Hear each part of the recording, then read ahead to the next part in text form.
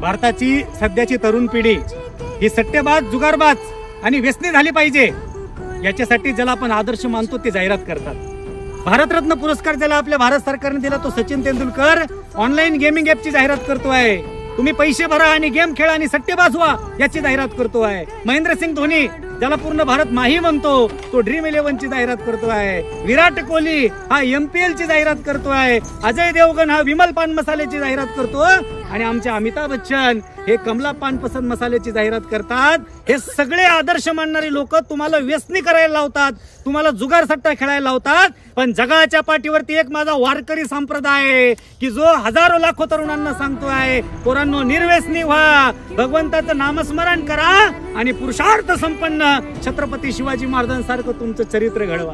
पांडुरंगा विठ्ठला माया